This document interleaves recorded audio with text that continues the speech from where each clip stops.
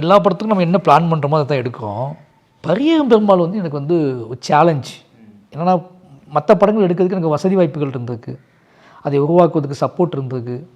Pariyerum Perumal only me and Ranjith அண்ணா மட்டும்தான். நானும் அவரும் உன்னை நம்பினோம், உன்னை பிலீவ் பண்ணோம். எங்கள் கையில் இந்த காசு வச்சுக்கிட்டு நாங்கள் வேலை பார்த்தோம்.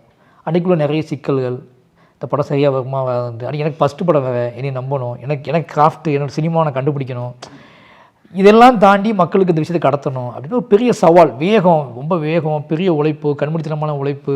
ஒரு நம்ம வந்து இன்றைக்கி இவ்வளோ நிதானமும் மெச்சூர்னஸும் அன்றைக்கி கிடையாது. ஆனாலும் ஏதோ வகையில் என்னோடய ஆர்ட் ஃபார்ம் அதை சரியாக செஞ்சுருக்கு அப்படிங்கிறது நான் வந்து எடிட்டிங் டேபிளில் தான் பார்த்தேன். நான் ஏதோ வேகமாக எடுத்துக்கிட்டு இருந்தேன். ஜஸ்ட் 40 days தான் அந்த படம் எடுத்தோம், ஓகேங்களா. ஆனால் அதுக்குள்ளே நான் நிறைய எடுத்துட்டேன்.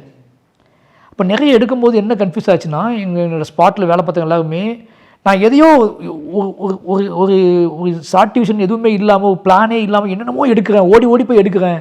அதாவது எப்படின்னா, இந்த குழந்தைங்க வந்து ஒரு ப்ளே ஸ்டேஷனுக்கு போயிட்டுனா ஓடி ஓடி போய் எல்லாமே சினிமா பார்ப்பாங்கல்ல, அது மாதிரி கேமரா தூக்கிட்டு இவன் ஓடி ஓடி என்னென்னமோ எடுக்கிறான், இது எப்படி சினிமாவாக மாறும் அப்படின்னு எல்லோரும் நினச்சிட்டு இருக்கும்போது, எனக்குள்ளே இருந்த அந்த ஆர்ட் ஃபார்ம் தான் அது டக்குன்னு நான் முடிவு எடுத்தது. எனக்கு அப்போ தெரியல, பட் நான் எனக்குமே பயம் இருந்துச்சு.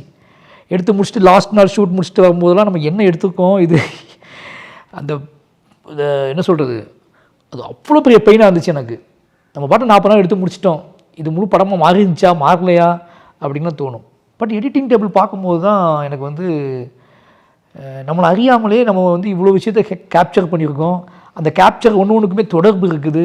அந்த தொடர்பு ஒன்றுமே ஒரு எமோஷனல் கண்ட்ரோல் பண்ணுது. அது ஃபைனலி ஒரு பார்வையாளனை வந்து இவ்வளோ டிஸ்டர்ப் பண்ணியிருக்கு. நம்ம ஏதோ வகையில் நமக்குள்ளே ரொம்ப நாளாக ஊறி போன ஒரு கலை வடிவம் தான் இதை நம்மளை வந்து ஒரு சேஃப் சோனுக்கு கொண்டு வந்திருக்கு அப்படிங்கிற அந்த மேஜிக்கை உணர்ந்தது இருக்குல்ல. அதுக்கப்புறம் நம்ம ஒன்று ஒன்றா பார்த்து பிளான் பண்ணி ஒன்று பண்ணோம். ஆனால் பரியேறும் பெருமாள் நடந்தது வந்து த கம்ப்ளீட் எனக்கே ஒரு என்ன சொல்கிறது, ஒரு பித்து நிலையான ஒரு மேஜிக்.